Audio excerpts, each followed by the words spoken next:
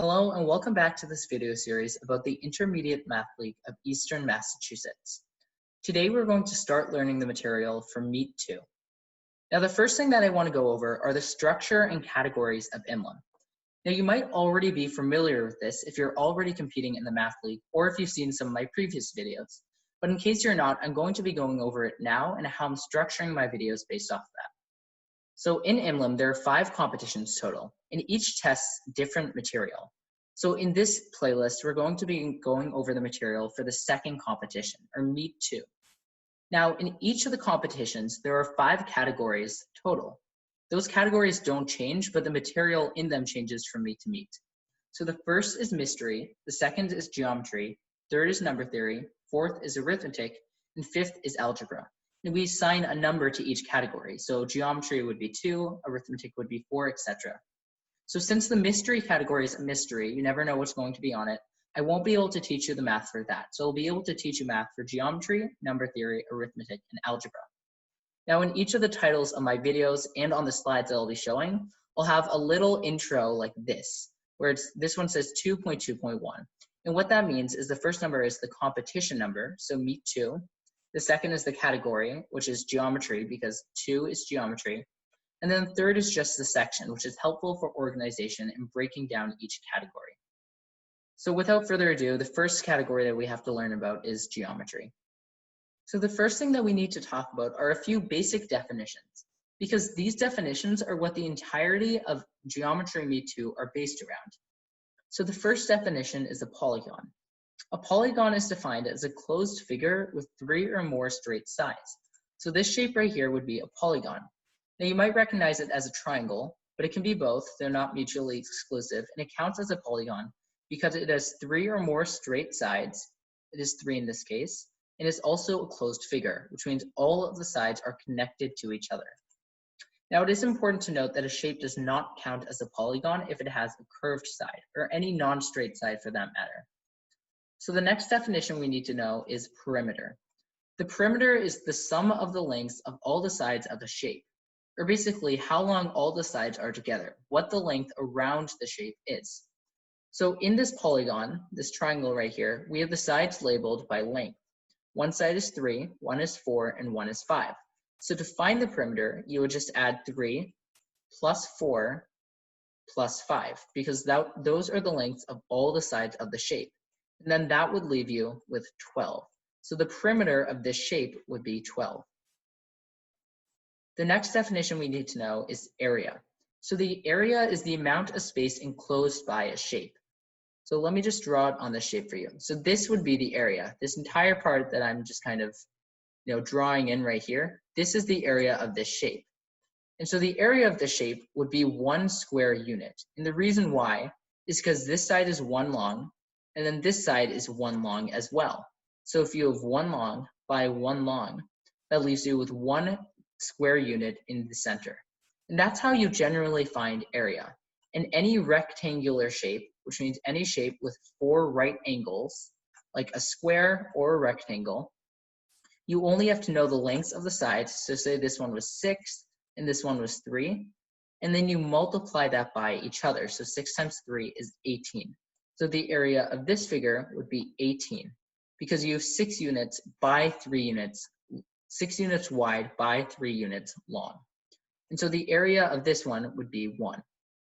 And then the final definition that we need to know is hypotenuse. So the hypotenuse is the longest side in a right triangle. So if you don't know what a right triangle is, it's a triangle with a right angle in it. So any triangle that has a right angle is classified as a right triangle. And a right angle is basically just any of the angles that you see in a square. It's like the corner of a piece of paper. It's exactly 1/4 of a full rotation, kind of like this. So when you have a triangle with a right angle, the hypotenuse will be the longest side. So in this one, this side would be the hypotenuse. And it's also always going to be the side that's opposite the right angle. So as you can see here, I drew an arrow that's pointing to the opposite side of the right angle, the only side that the right angle isn't touching. And that will be the hypotenuse. Now, before I start, I do want to let you know that I'm going to be assuming that you know basic algebra as I explain this section, because I'm going to be introducing a formula which is an equation with variables in it, and variables are just unknown numbers. But in order to understand what I'm doing to find those unknown numbers and what I'm doing to them, you do need to know a little bit about algebra. Now, if you don't know about algebra, then you might want to pause the video now, and I would recommend watching my first video that I published in Meet 1 for algebra, where I explain most of the concepts that you need to know in order to understand what I'm about to explain here. If you do know the basics of algebra, you can just disregard what I just said and continue watching. So the first thing that we need to talk about is the Pythagorean Theorem. The Pythagorean Theorem is used to find different lengths of different sides in right triangles. So here's what the Pythagorean Theorem states. It states that a squared plus b squared equals c squared if in a right triangle, a and b are the legs and c is the hypotenuse. So that may have been a little bit confusing, but I have a diagram here to help you understand it. So here's a right triangle, and we know it's a right triangle. Well, I actually forgot to draw this in, but it has a right angle right here, which makes it a right triangle. So basically, the theorem states that a squared plus b squared equals c squared if a and b are our legs and c are our hypotenuse. So on the right triangle, we label the different sides of this triangle with different variables. So our hypotenuse, which we already learned about, the one opposite the right angle, it's also the longest side, we call C. So this side would be labeled as C. The other two sides are what we call legs. They're just the sides that aren't the hypotenuse in a right triangle. And so we label those sides with A and B. And now it doesn't actually matter which one you call A and which one you call B, as long as you remember which is which when using the formula. So I could have called this one A and I could have called this one B. But we labeled our two legs as A and B. So now that I've gotten that straight, the formula states that a squared plus b squared equals c squared. So to show you what this means, I actually have a small question here that I'm just going to go over. So here I have a right triangle where I have two of the sides labeled and a question mark for the third side. So if I wanted to find the third side, I would have to use the Pythagorean theorem. So I know the Pythagorean theorem says a squared plus b squared equals c squared. Well, before I can use this, I need to actually figure out what a and b are and what c is in order to put them into this equation. So here on this right triangle, my right angle is here, and this is my longest side. So I know since this is my hypotenuse, this side will be c. So c is what I'm trying to find, which is good because it's on this side of the equation on its own. Now my other two sides are what are a and b. So I'm just going to call this side a, and then I'm going to call the other side, the other leg, B. And it didn't matter which one I called A and B. I could have called this one A and this one B, but I just chose to call this one A and then the other one as B. So now since this side is A, the value of A, which is the length of the side, is 6. So in my equation, where A was, I can put in 6. So it becomes 6 squared. And then I know that B is 8 because the length of the side that I call B has to be 8. It tells us that in the diagram.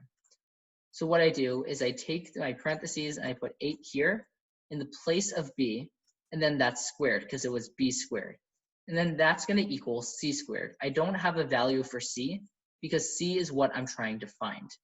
Now before I go any further, I'm going to go over what squared means. So if you already know this, you could skip ahead or you could watch it for review. So right here, this is squared. It's just a tiny 2 in the top right corner of a number.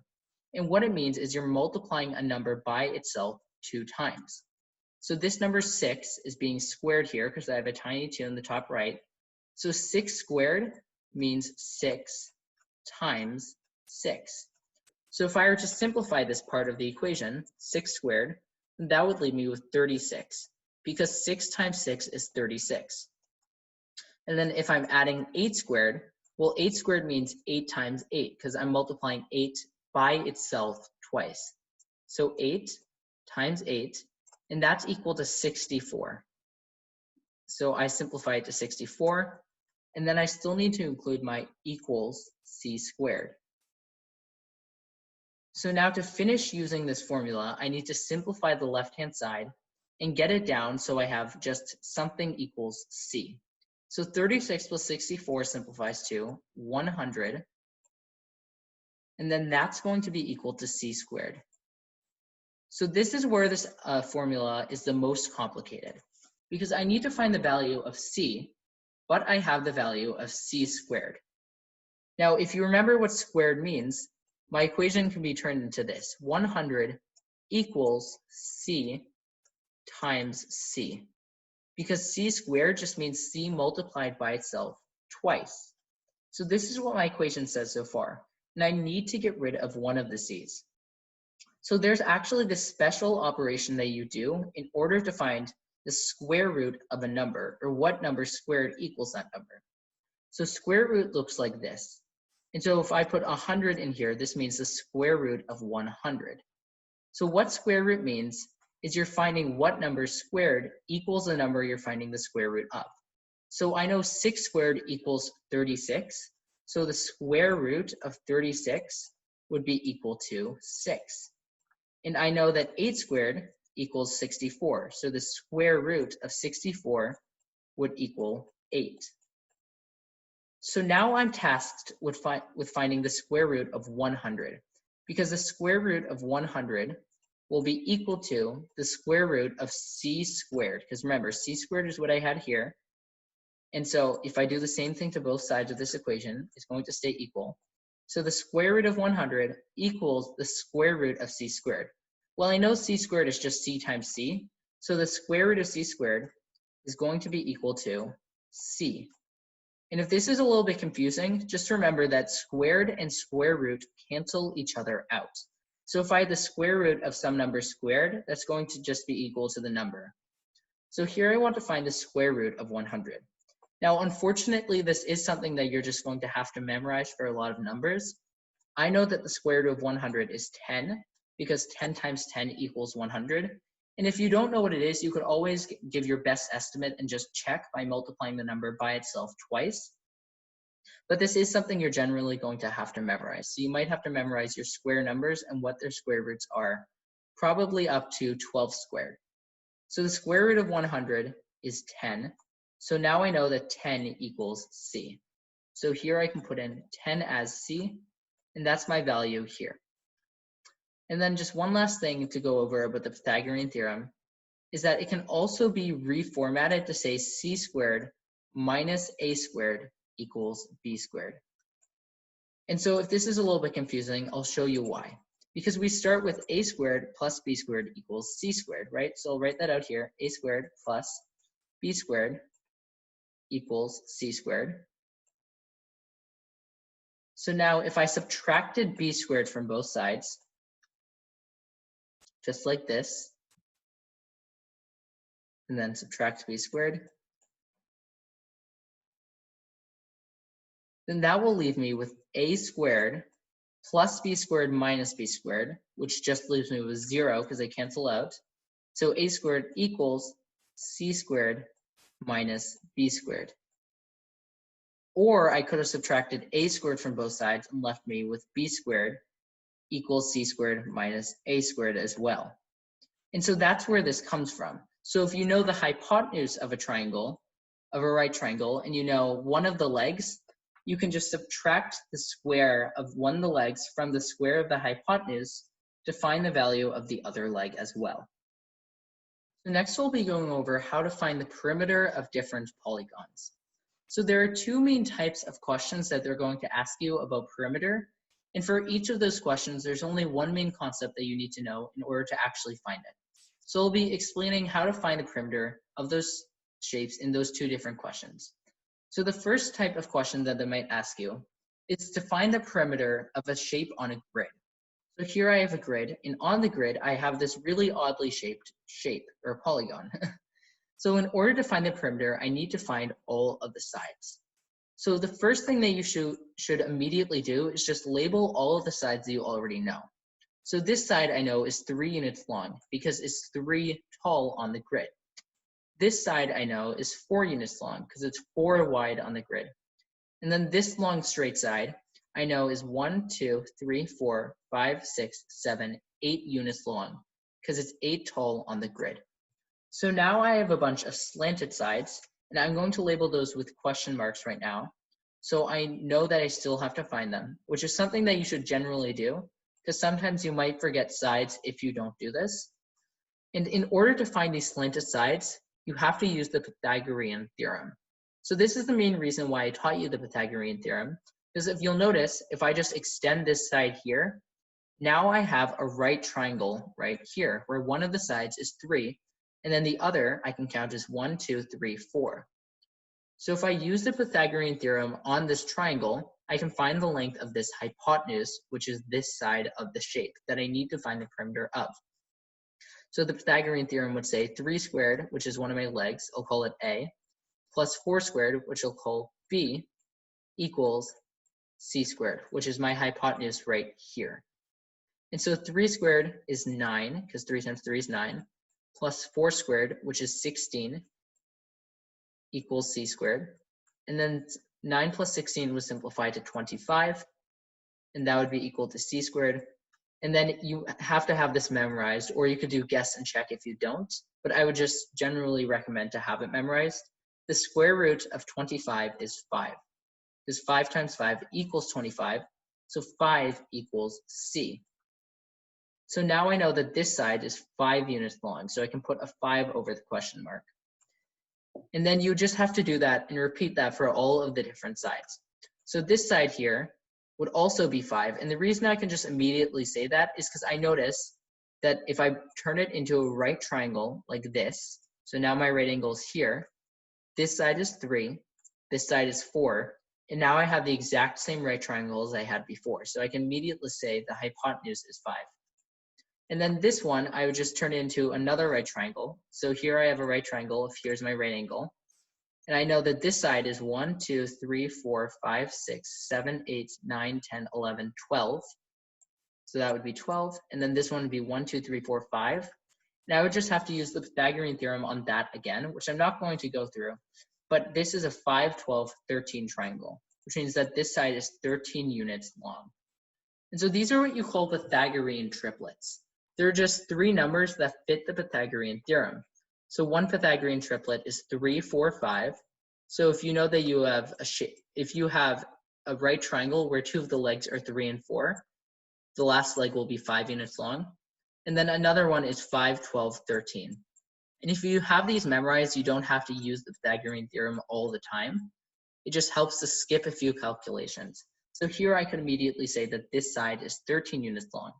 And then now, since I know all of my sides of this polygon, I just have to cross off the numbers that I'm not using so I don't accidentally add them. Then add 4 plus 3 plus 5 plus 5 plus 8 plus 13. And that will give me the perimeter. And then the second question they might give you is a question like this, where they give you a tricky figure where there might be some inlets, there might be some little long strips like this with sides that they don't give you. And you have to figure out the values of the rest of the sides in order to add it up and find a perimeter. So the general concept that you need to know in order to figure out the values of these sides is how rectangular sides work. So what I mean by that is in a figure with all right angles, and they're going to tell you in these questions that all of these angles are going to be right angles. So in a figure with all right angles, if you create just a rectangle, then opposite sides will be equal. So if I created a rectangle here like this, where this is my rectangle, then opposite sides will be equal. So this is 12. So this part will also be 12, this little section of this big side here. And so that's the general concept you need to know in order to find all the sides. So let me show you why. So here I'm missing 3 sides. 1, 2, 3. And I would label them with a question mark so you don't miss any when you're actually adding your final, the final values of what you calculated. So since I'm missing 3 sides, I can use this concept in order to find them. So the first thing I'm going to do is find this side. I was talking about this one, and I decided to clear the drawing from the other sides, just so you could see it a little bit more clearly. So that's the side I'm trying to find. So what I'm going to do is I'm going to create a rectangle, right? So I have a rectangle like this, and this is going to be my rectangle here. So here's my rectangle, and I have my 4 right angles. So I know, and then I'll create one more smaller rectangle. So now I know if I find the length of this section, since it's in a rectangle and this side is directly opposite, it'll be equal to this section right here. So if I find the length of this, then I'll be able to find the length of this one. So in order to find the length of this, if I know the length of this entire side and I know the length of that, I can just subtract it. So actually, let me just show you how this will work, and you might understand a little bit better. So if I'm trying to find the length of this section right here, well, let me just tell you it's 6. And here's the reason why. Because this length is 37. This length is 31. If I create a rectangle with these two sides like this, then that means that this entire length here would have to be 37. Well, this section of that entire length, which stops here and starts here, is 31. So the rest of it would have to be equal to 6. So now I know that this little sliver here is equal to 6 units. So now that I know that, if I figure out exactly what the value of this part is, in this big rectangle, I can find the value of this. Well, I know that this entire side is 14, and here's why. Because if I form a rectangle with the 14 side, then across from it, this section right here, then since this side is opposite this one, it has to be equal. So this entire side length is 14. And I know that this section of that side length is 6 in total, which means that the rest of the side length, which would be right here, has to be equal to 8. And then finally, if I form a rectangle like this, where I have my missing side directly across from this 8, then I know my missing side has to be equal to 8 because of the way that I formed rectangles with the entire shape. So now that I know that one's 8, I would have to calculate the other sides. And the way to do that is with the exact same concept. I know that the entire height of the shape is 28, and I know that this part of this shape is 12. Well, if I created a rectangle, and let me just erase a little bit of stuff to give me more room. So if I created a rectangle with the 12 and 28 around the entire shape like this, then I know, let me connect it. Then I know that this section right here of this rectangle has to be equal to 14 because, it has to be equal to 16 because this part is 12, this part is 16. Let me just write that a bit better. Okay, this part is 16, and together they add up to the 28 on the other side because the total length of this side will be 28. So now that I know this is 16, I can form another rectangle with 16 as one of my sides, and then this as the other. So now I know that this sliver of this side will also be 16 as well, because it's directly across from the 16 I had here. And then in order to find these two sides, I don't actually individually need to find them, and here's why. Because these two sides together are the total height of this rectangle I drew, which means that if they're the total height, when they add up together, they add up to 16 total. So I know that these two sides would add up to 16. And then now that I know the values or the sum of the values of all my remaining sides, I would just add those values to figure out the total perimeter of my shape. So now I have a practice question on perimeter. If you'd like to try it, I'll give you a few seconds to pause the video, and then I'll do my best to explain it.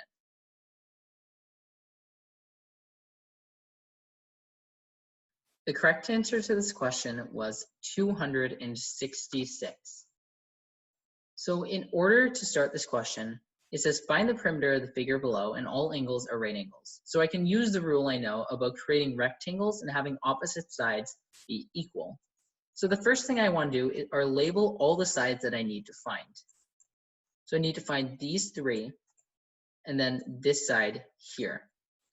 So the first thing I'm going to do is find these three sides. And the reason I'm deciding to find the three sides I labeled first, so I'll label them again, taking off the question mark for the other one. The reason I'm going to find these three sides first is because they're all sides where the side is horizontal, which means it's like this, whereas this one is like that. And so there could be some similarities I can find between those sides if I find them all first. So if I create a big rectangle like this, then I know that this length will have to be 46. And the reason being, because this side here is 46, and I know these are all right angles, so since this is the opposite side of the side I already know, the entire length of this section will have to be 46. So now from here, what you can do, and this might be a little bit complicated at first, is figure out that these three sides together just add up to 46. And the reason why is because these three sides cover the entire length of those 46 units that I just labeled on this rectangle. From the beginning of this side to the end of this side, that's 46 units total. And there's nothing in between that might have a horizontal length. The only things in between is this side and this side, but those are both sides that are straight down. So they don't have any horizontal length, which means these sides have to take up all the horizontal length of the figure on the top, which is 46 units long, which I figured out using my rectangle. So now if I clear these all, I can say that this side, and this side add up to 46 in total. And I don't need to find what they are individually, because remember, perimeter is just a sum of all the sides in total. So as long as I know what the sum of some of the sides are together, then I don't need to find the individual values of them. So now all I have left is this side. And this one's a little bit more tricky than the other three. So in order to find this side, I need to create quite a few rectangles. So the first rectangle I'm going to create, and you want to, and generally if you don't know what rectangles to create, you want to start with a big one. So I'm going to create a rectangle that basically encompasses the entire shape. So I know that this side of the rectangle is 63 units tall. I'll just do a little 63, which is right here as the height, which means that the opposite side of this rectangle that I created, this is also going to be 63. Well, I know a small portion of this side, which is this section that's labeled right here, that was originally on the diagram, is equal to 39. So I can use that to find the value of this section right here. And so let me draw that in another color. Yeah, I can use that to find the value of this section right here. So if I do 63 minus 39, that's going to give me 24. So the length of this section here is 24. So now that I know that, I'm actually just going to erase this rectangle so it's out of the way. Some of the stuff I added. So I have a little bit more room to explain. Okay, so now that I know this section is 24, I'm actually going to put this line back. I can try and find the value of this section if I create a rectangle right here with this side and this side. So here you might notice I actually created two rectangles. I know that this length is 24 because it's opposite another side that's 24 in this smaller rectangle. So now I can try and find the value of this length because I know that this entire side is 24 units long, or this entire side is 48 units long because it's directly opposite another side that's also 48. So now if I'm just going to erase some of this stuff so it's not in the way. So now all I need to do is subtract 24 from 48 to find whatever the remaining value of this entire side is. So 48 minus 24 equals 24. So now I know that this side length is 24 units long, and that was the last one that I needed to find. So now all I have to do is add up the remaining sides that I have left. So if I'm just, we'll just erase some of this stuff so I have some more room. So now I know the value of every single side, so I'm just going to label it on my diagram. This one is 24, and then these three are 46. So if I add that all up, 46 plus 48, 6 plus 48, and I would recommend crossing them off as you do this, just so you know which ones you have added and which ones you haven't. Plus 63, plus 46, and then plus 39, which are all the different sides total on my shape. So I got the 24, 46, 48, 63, 46, and 39. If I add those all together, that leaves me with 266 as my total perimeter for this shape. So just to quickly review what we've learned this lesson. First, we started with a few basic definitions. We learned that a polygon was a closed figure with 3 or more straight sides. Then we looked at the definition of perimeter, which is the sum of the lengths of all the sides of a shape, or basically how long the outside of the shape is. So the perimeter of this shape would be 3 plus 4 plus 5, which is 12. We learned about area, which is the amount of space inside of a shape. So the area of this shape would be 1. And then we learned what the hypotenuse is in a right triangle, which is the longest side of a right triangle, and it's also the side that will always be opposite the right angle. Next, we learned about the Pythagorean theorem, which is a theorem that's used to find different side lengths of different sides in right triangles. So it states that a squared plus b squared equals c squared. When in a right triangle, a and b are the lengths of our legs, which are the ones that are not the hypotenuse, and c is the length of the hypotenuse. And then we did a little practice question to go over the Pythagorean theorem and see how it's actually put in use. And then finally, we also learned that the formula can be modified to say c squared minus a squared equals b squared. In case you know the length of a hypotenuse, and you know the length of one of the sides, but you need to find the length of another side. And then we also talked about perimeter. So in order to find the perimeter, you just need to add the lengths of all the sides of a polygon. And then we went over 2 different types of questions that could show up in IMLEM meets. The first type of question was one where you have a shape on a grid. And we learned that the concept you need to know to find the perimeter and all the sides of this shape is just the Pythagorean theorem. You'll use straight sides and create right triangles on the shape, and then use the Pythagorean theorem in order to find the slanted sides, which we can't immediately figure out. And then the second one we learned about are where they give you tricky figures with missing sides that might be inlets, or they might be just a little bit complicated to find. And we learned that in order to find the values of these sides, you need to create rectangles in the shape and figure out what certain values of certain lengths of certain sides are by knowing that opposite sides of rectangles are equal. And then finally, we went over a review question with one of the tricky figures, and we had to find the perimeter of it. And we found that the perimeter of this shape was 266. So that's all I have for you for this video. I hope this video was helpful, and I'm sorry if you didn't understand some of my explanations. These are very difficult concepts, and a few of them were ones that I did struggle with for a few years of IMLEM competition, but I did my best to explain it, and I hope it was helpful. See you next time.